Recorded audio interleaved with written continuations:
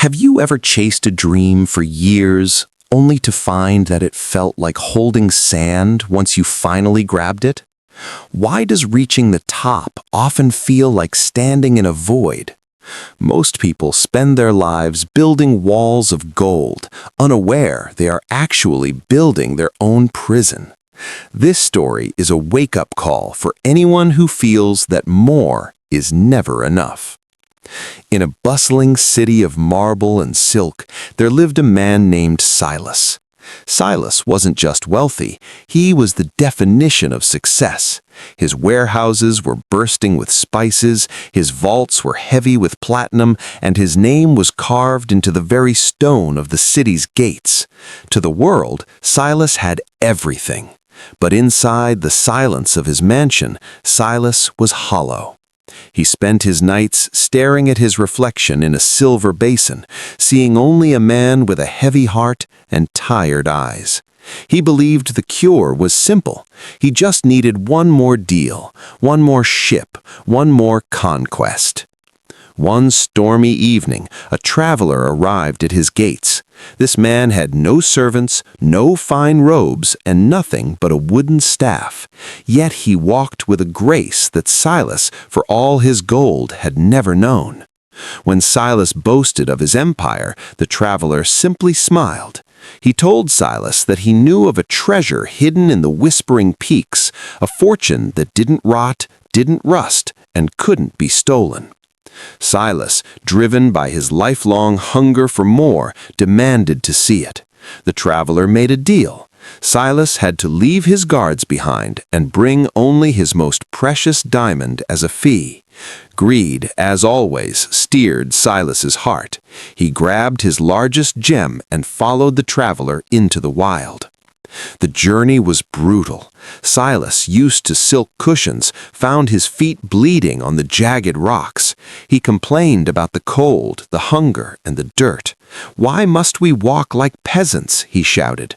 The traveler replied, "A soul cannot grow while the body is shielded from the world." When they reached a raging mountain torrent, Silas refused to cross, fearing his heavy boots and fine clothes would be ruined. "Then leave them behind," the traveler said, stepping into the freezing white water. To keep up, Silas had to strip away his layers. He lost his diamond to the current, and for a moment he felt a soul-crushing panic. But as the cold water hit his skin, he felt something he hadn't felt in decades.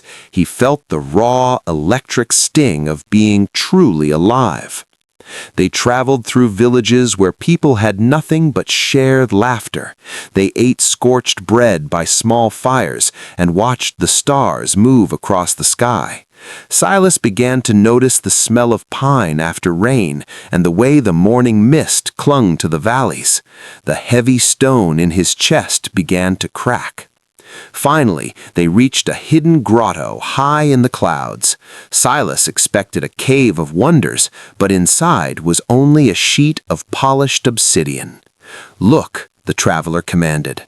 Silas saw a ghost, a man whose face was a map of missed opportunities and cold calculations. "This was your soul," the traveler whispered, "a man who collected things but forgot to collect moments. You were a king of shadows." Silas wept. He realized that while he was busy counting his coins, the world had been passing him by. The traveler explained that he too was once a man of immense power who lost it all, only to find that the memories of a sunset or the kindness of a stranger were the only things that truly belonged to him. Gold is a guest, but experience is your skin. When Silas turned to ask for forgiveness, the traveler had vanished into the mountain mist.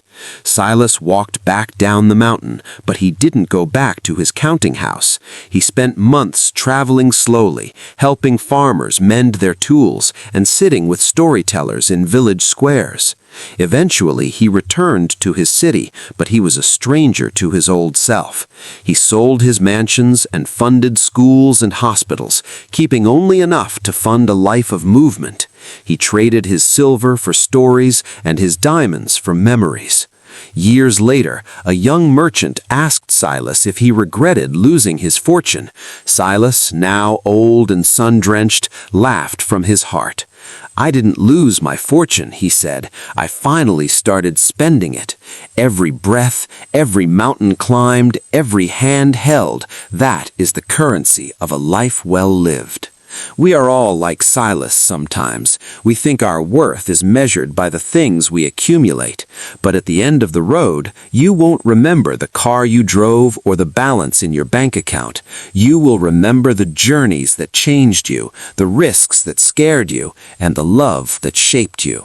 Stop building a vault and start building a life. True wealth isn't what you have in your hand. It's the light you carry in your eyes from the things you have seen. Go out, explore, feel, because a life full of things is just a decorated room, but a life full of experiences is an eternal kingdom.